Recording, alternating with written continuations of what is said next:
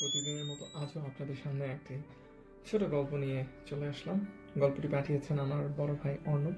তিনি একজন software engineer. So বেশি দেরি না করে গল্পের ভেতর প্রবেশ করা যাক। শেষ ট্রেনের যাত্রী। রাত তখন 11টা ছুঁয়েছে। কমলাপুর রেল স্টেশনের 3 নম্বর প্ল্যাটফর্মের হলুদ আলোগুলো জ্বলছে অলসভাবে। কোথাও একটা পাখা ঘুরছে মন্থর গতিতে। বাতাস দিচ্ছে না তেমন, শুধু শব্দ করছে একটানা। দূরে কোথাও চাওয়ালা ডাকছে, চা, গরম চা। কিন্তু তার গলায় উৎসাহ নেই, যেন সেও ক্লান্ত। অর্ণব একা বসে আছে একটা কংক্রিটের বেঞ্চে। পায়ের কাছে একটা ব্যাগ। সেটা গোছানো হয়নি ঠিক মতো। তাড়াহুড়ো করে হাতের কাছে যা পেয়েছে তাই নিয়েছে। দুটো জামা, একটা চার্জার, একটা চাদর, এতটুকুই। শীত করছে তার এখন। চোখ বন্ধ করে সে ভাবছে। মাথার ভেতরে তখনও ঘুরছে আজ বিকেলের দৃশ্যটা। বসের টেবিলে সাদা খামটা, তার ভেতরে কয়েকটা লাইন, ঠান্ডা নির্মল। আপনার সার্ভিস আর প্রয়োজন নেই। 3 বছর, তিনটা বছর রাত জাগা, উইকেন্ড বিসর্জন, একটানা কাজ করা, একটার পর একটা ডেডলাইন পূরণ করা, সব শেষ হয়ে গেল একটা খামের ভেতরে। অর্ণব ভাবল চট্টগ্রামে মায়ের কাছে যাবে, কিছুদিন থাকবে সেখানে। মা বেশি কথা বলবেন না, কিছু জিজ্ঞেস করবেন না, শুধু পাশে থাকবে। আর এ সময় এটাই দরকার। প্রত্যেকটা শিশুরই বা সন্তানেরই এরকম করা উচিত। কোনো বিপদ বা কোনো কিছু থেকে বিচ্যুত হলে মায়ের কাছে চলে যাওয়া উচিত। চলেন গল্পের পরের অংশ যাই। সেটা হলো, তখনই শুনলো সে, এক্সকিউজ মি, এই সিটটা কি খালি আছে? চোখ খুললো অনেক। একটা মেয়ে দাঁড়িয়ে আছে সামনে, হাতে বড় একটা ট্রলি ব্যাগ, কাঁধে ল্যাপটপের ব্যাগ। চোখের নিচে ক্লান্তির ছায়া স্পষ্ট, কিন্তু চোখ দুটো অদ্ভুত রকম উজ্জ্বল, যেন ভেতর কোথাও একটা আলো এখনো নিভেনি বা নিভতে দেয়নি সে।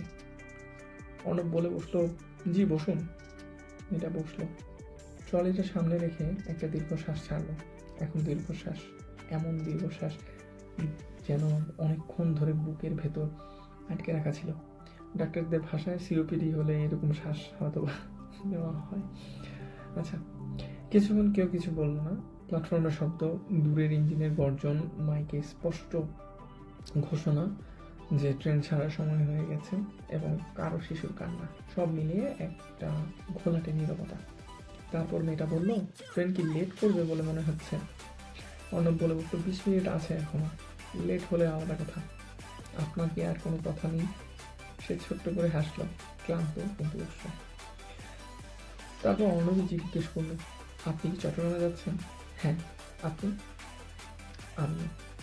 আবার নীরবতা, কিন্তু এবার নীরবতাটা আর অস্বস্তির নয়, কেমন যেন পরিচিত, স্বস্তিদায়ক। মনে হচ্ছে মেয়েটি অনেক দিন ধরে তাকে চেনে।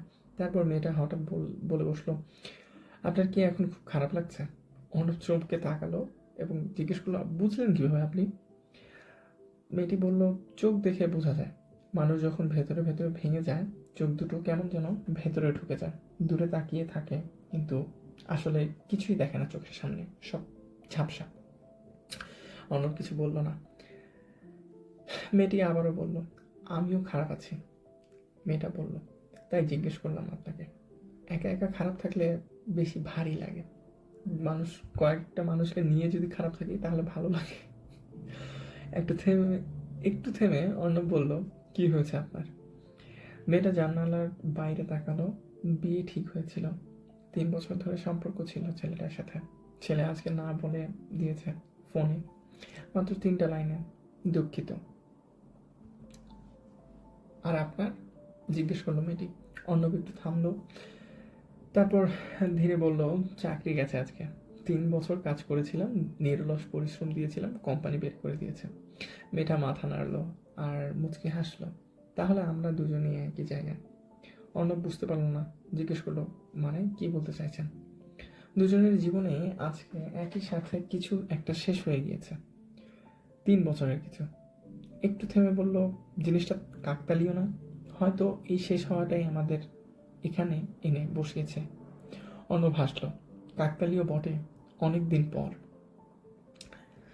এরকম করে হাসলাম আমি। আমি মেঘনা, মেয়েটি বলে উঠল। অর্ণব কিছু না বুঝেই সেও তার নাম বলে বসলো এবং ট্রেনটি ছাড়লো রাত 11:30টায়। কাকতালীয়ভাবে দুজনের সিট এক বগিতেই পড়েছিল। পাশের সিটটা ফাঁকা দেখে মেঘনা এসে বসলো অর্ণবের পাশে। জানালা দিয়ে রাতের ঢাকা পেছনে সরে যাচ্ছে। আলো, শাড়ি, ঘুমন্ত অলিগলি, মোড়ে মোড়ে একাকী ল্যাম্পপোস্ট, দূর থেকে ডাকছে ভ্যানালা। শহরটা ক্লান্ত, তবু জেগে আছে মনে হচ্ছে। আসলে ঢাকা কখনোই ঘুমায় না। আপনি কি করেন? মেঘনা জিজ্ঞেস করলো। সফটওয়্যার ইঞ্জিনিয়ার ছিলাম, এখন জানি না। একটু থামলো অর্ণব। আপনি? মেয়েটি বলে বসলো, আমি একজন শিক্ষিকা, বিশ্ববিদ্যালয়ে বাংলা সাহিত্য পড়াই। তাই? তাহলে অনেক গল্প পড়েছেন মনে হয়? অর্ণব জিজ্ঞেস করলো। মেয়েটি বলল, অনেক কিনা বলতে পারবো না, তবে পড়েছি। তবে সবচেয়ে বেশি ভালো লাগে সেই গল্পগুলো যেগুলো আসলে সত্যি। বানানো গল্পে একটা ফাঁকা জায়গা থাকে, পাঠক টের পায় যে এটা বানানো গল্প। আর অর্ণব জানালার বাইরে তাকিয়ে বলল, আজকের রাতের কথা কেউ গল্প হিসেবে লিখলে কেউ বিশ্বাস করতো না হয়তো। একই দিনে দুজনের 3 বছর শেষ হয়ে যাওয়া, তারপর একই ট্রেনে আবার নতুন করে শুরু, বিশ্বাস করতো কি? এই না বলে বসলো, হয়তো করতো, কারণ এটা সত্যি। সত্যিটা সবসময় একটু বেশি অবাক করার মতো হয়। ট্রেন তখন শহর ছাড়িয়ে গেছে। বাইরে শুধু অন্ধকার, মাঝে মাঝে ছোট স্টেশনের আলো এসে মুখে পড়ে, আবার মিলিয়ে যায়। আপনার কি মনে হয়? মেঘনা একসময় ধীরে বলল, যে কিছু কিছু শেষ হওয়া আসলে শেষ নয়। একটা দরজা বন্ধ হলে অন্য কোথাও একটা জানালা খোলে। এই কথাটা সত্যি মিথ্যে? অর্ণব বলে বসলো, বলা সহজ কিন্তু মানাটা খুব কঠিন। জানি, আমিও এখন মানতে পারছি না পুরোপুরি। মেঘনা জানালায় কপাল ঠেকালো, কিন্তু ট্রেনে উঠে বসার পর থেকে কেন জানি একটু হালকা লাগছে আপনার সাথে কথা বলে।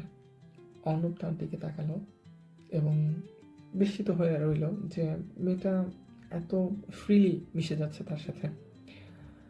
অর্ণব বলে বসলো, আমারও একই রকম ফিল হচ্ছে। রাত গভীর হলো, কথা কমলো, নীরবতা বাড়লো, কিন্তু এই নীরবতা অস্বস্তির না। দুজন মানুষ যখন একে অপরের পাশে থাকতে স্বস্তি পায়, তখন যে নীরবতা জন্ম নেয়, এ ছিল সেরকম। কখন যে দুজনে ঘুমিয়ে পড়েছিল টের পায়নি। ভোরের আলো যখন জানালায় এসে পড়লো, অর্ণবের আগের চোখ খুলল।